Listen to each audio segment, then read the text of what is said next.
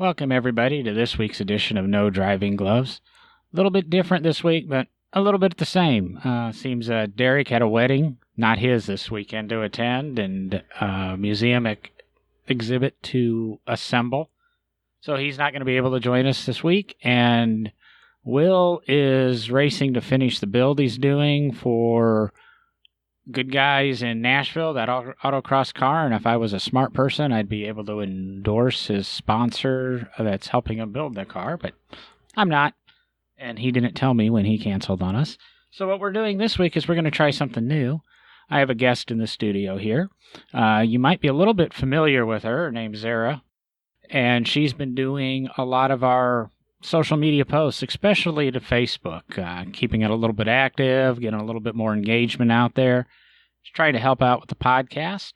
Do you have anything to greet our listeners with, Zara? She's a little uncomfortable with the voice and podcast. This, I think, is kind of her first foray into podcasting, so let's forgive her a little bit.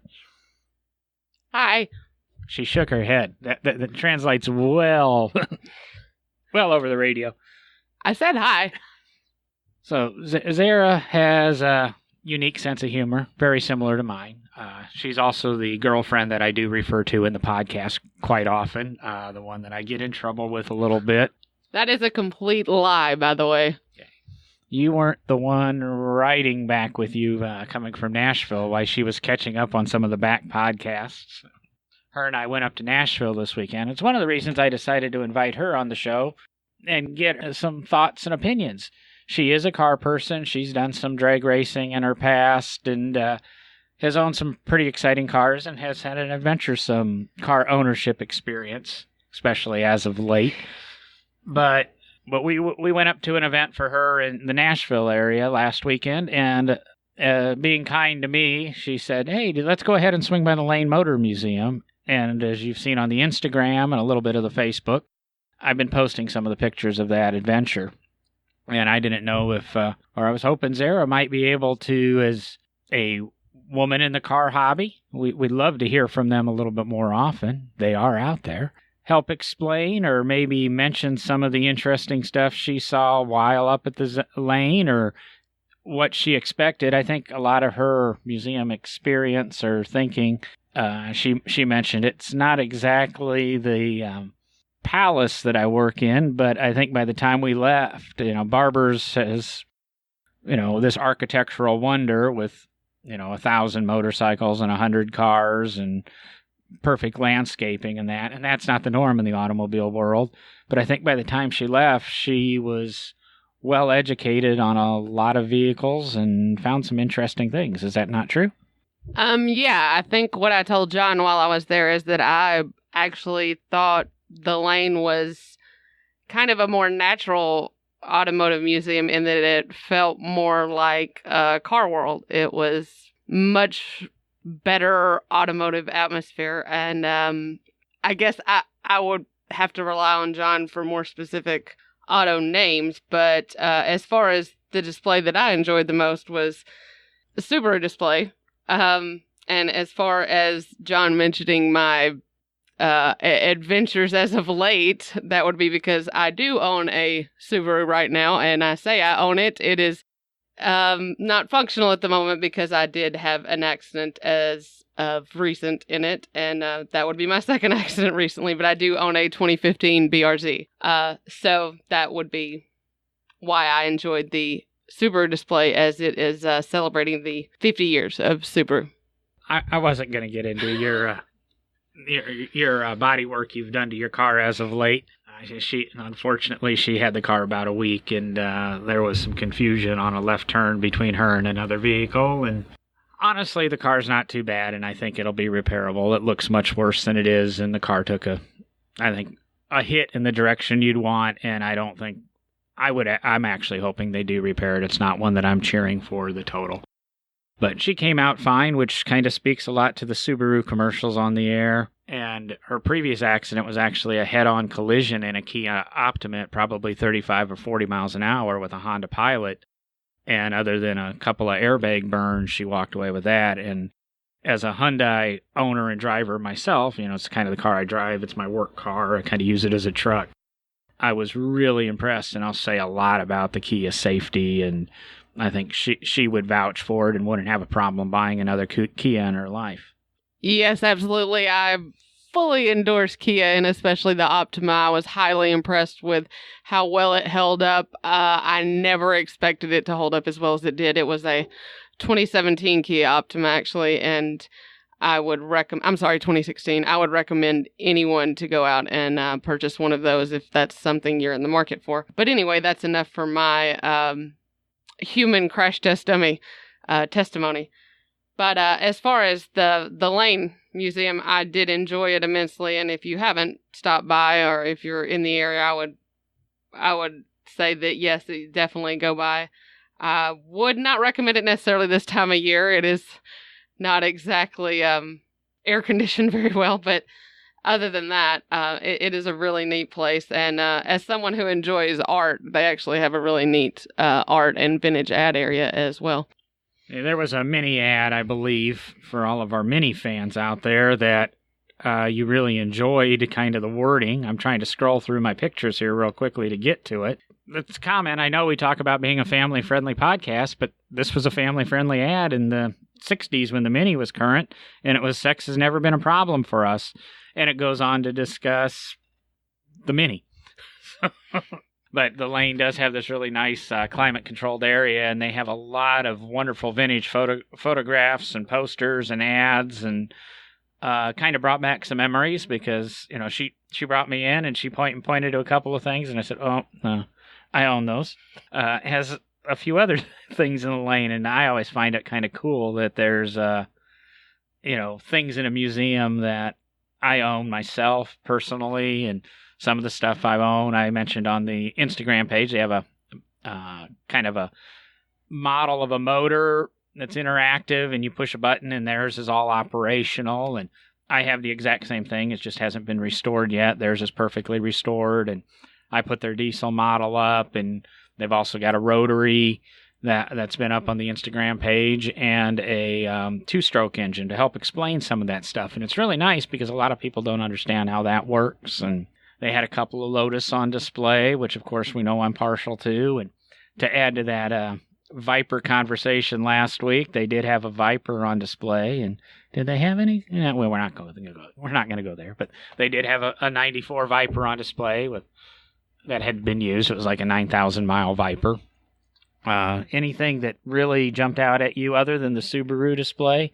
I do want to point out the mini ad. I don't know if John specified on this, but what the mini ad is actually specifying is, and I have to specify, I don't mean to keep saying specify, but I have to point this out. The mini ad is actually pointing out that, and I like this because I'm an uber feminist, it's actually pointing out that it's a female-oriented brand. That's why it's saying sex has never been a problem for us. And I think at that time they were trying to emphasize the role of women, and that's why I liked it and had to show it off. Now back to my other question. I did forget the text, and I didn't want to sit here and read the ad while we were broadcasting, so I feel slightly embarrassed on that. But, mission accomplished. Yes. Why not? I mean, Will and Derek got their shots last week. She may as well jump into this just the way we normally do. And that's one of my favorite things is when Will and Derek take shots at John. One thing that I liked about the museum itself was, as a mother, I loved that they had the kids area. So just side note there. And again, I will reiterate that I loved the fact that it was a more natural and not so sterile environment. I loved the replica and hand-built vehicle, whatever the name of it is, and if you want to clarify that. The Damaxian? Yes. I liked the one that Jeff himself drove and demonstrated for everyone. I cannot remember what that is, but that was one of the Lane has a group of gyro cars, which are two-wheeled automobiles, and towards the end of our afternoon, that's one nice thing about the Lane is everything at the Lane runs and drives and operates in a real-world fashion. He can walk out and demonstrate whatever, and what he did with this one gyro car is, fired it up and explained that it takes 2 or 3 minutes for the hydraulics to pressurize, And at that point, it's got these little landing gear wheels that retract up into the car. And it's a two-wheeled automobile that looks like a rocket ship.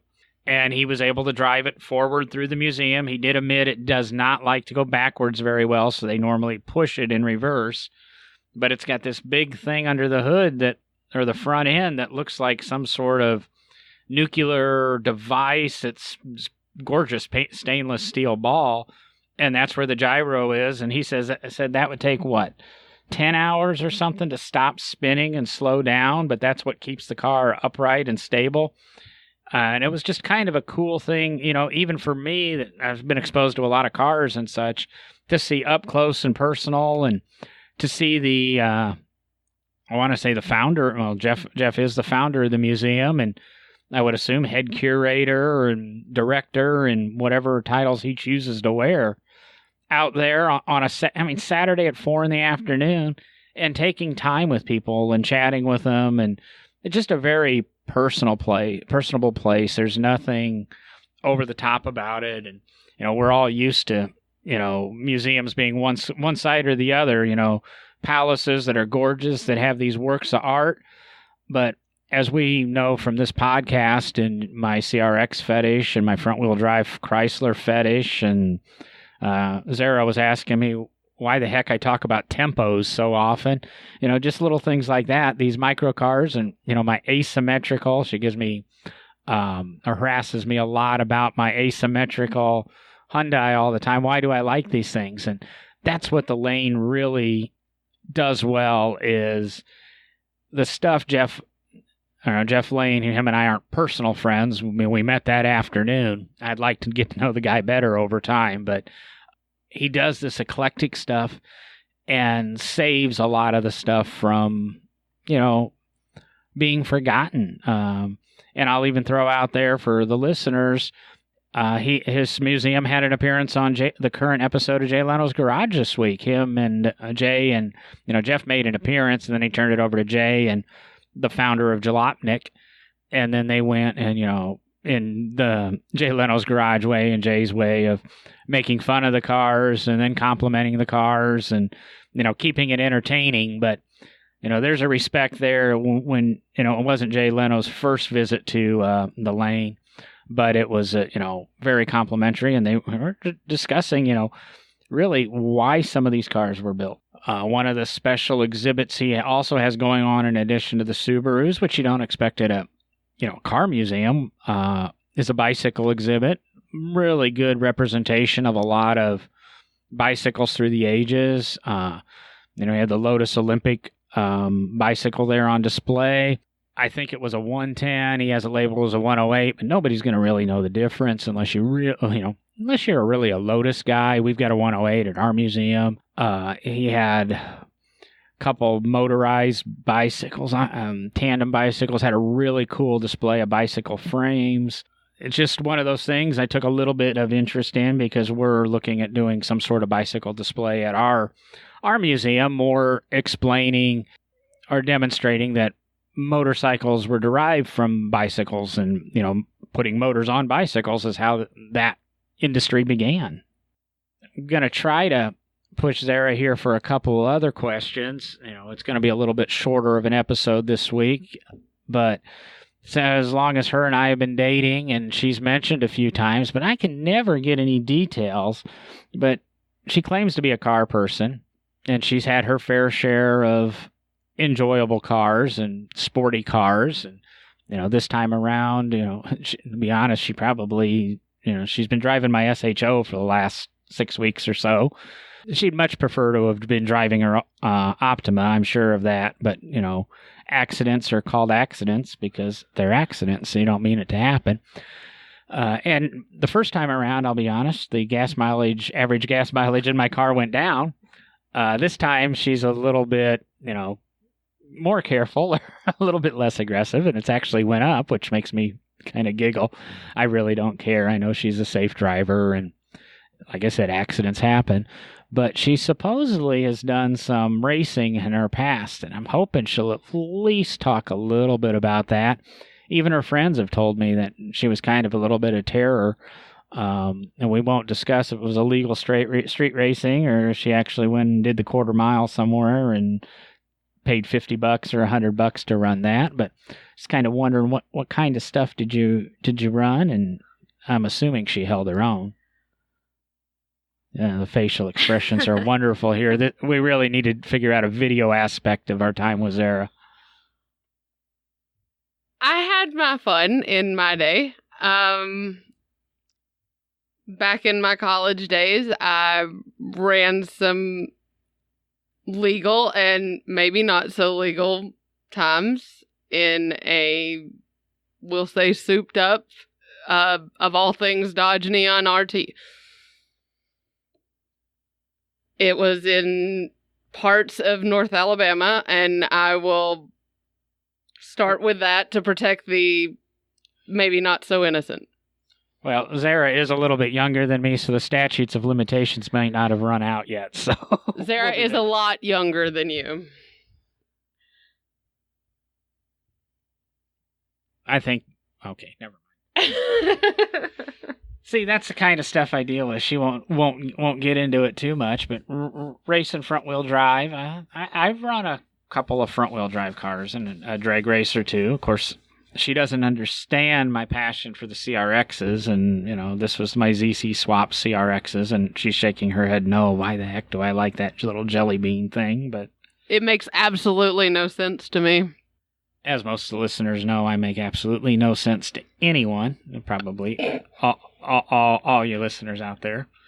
Which, by the way, I wanted to mention, we did break, and it's kind of an achievement. It's the goal we had when we set out on the podcast. We broke 5,000 downloads. We've only put out 46 episodes. This will be our 47th. And really, the first 3 episodes were just little intro episodes, so they really weren't episodes. And we did a rerun episode, or we tried to remaster the TNA episode, and that didn't go so well. So I do apologize for that. It was a great episode. It's our most downloaded episode, but for some reason the audio quality just does not want to cooperate on that. So, but to average 100 plus episode or downloads per episode is a respectable number. Nobody ever really talks podcast numbers, but usually the statistic right now is you have 130 to 140 downloads. You're in the top 50% of podcasts. So, and in celebration of that, I'm breaking out my cheerleading uniform and doing an honorary cheer for y'all. And unfortunately, this is a audio podcast. So obviously, she's not going to get too much more. Tell me about your most memorable race. Who did you beat the baddest? You kind of want to rub it in. And the funny thing is Zara's been listening to the podcast, and she hears Will talk, and her and Will are the same age and ran around the same area of the country, literally the same streets. When Will talks about this and that in Hoax Bluff and in Gadsden, Zara goes, "Oh, I know where that is. It was right next to." And it's like, yes, Will and I cruised the cruising episode. Will and I used to cruise the same street doing our cruising days. But I actually went to college in Huntsville, and that's where I did some of my racing. I will not say if it was there or not, but I guess my most memorable one was I challenged someone for pinks. Thank God I won, because the car was in my father's name, and because I was a very young person at that time and very sweet, and I'm still sweet, but I did not hold him to that. I'm wrapping my head around giving away a car. Racing for pinks, I don't understand how that works. It's not like the 50s where we actually carry our titles in our glove box if we're smart. That I've ever done that before. But no, it was kind of funny listening to her, and I actually haven't confronted Will on that and trying to see if they've actually encountered each other. They're going to have to meet each other one of these days in person, and then they're probably going to go, "Oh no," and the stories could be interesting. I don't think I ever met him in our cruising days, so. She's not a square-body Blazer fan. I'm not sure she's a lowered vehicle fan yet. No. She wasn't for lowering her BRZ. Well, that's I'm going to go ahead and wrap it up there. I know we're only doing a 22-minute podcast, but she's obviously a little uncomfortable on the mic. We'll get her better. We'll bring her back. She might become our third wheel when one of the guys miss. Trying to get her into some other podcasting here and discussing some of her other hobbies and interests. Will and Derek are taking the week off. Next week, we'll all three be around, I promise. We're working on the scheduling because that will be celebrating our 1-year anniversary. You've been listening to us for a year, or hopefully you have. If not, go back and download some of those back episodes and help us out a little bit. Check us out on Apple Podcasts. Of course, the email address for topic suggestions, nodrivinggloves@gmail.com. Instagram and Facebook are where we're most active, and let's say the numbers on Facebook have been stupendous since Zara's been adding her humor and social media savvy. I got to be careful. She's an English major, and kind of have trouble with my twos and twos and twos. There's no kinda about it. Thank you, dear. You're welcome. But with that, I'm going to go ahead and tell you guys good night, let her do a closing statement, and we'll talk to you next week. Don't forget to send Derek, I, and Will some birthday presents. Thanks for having me.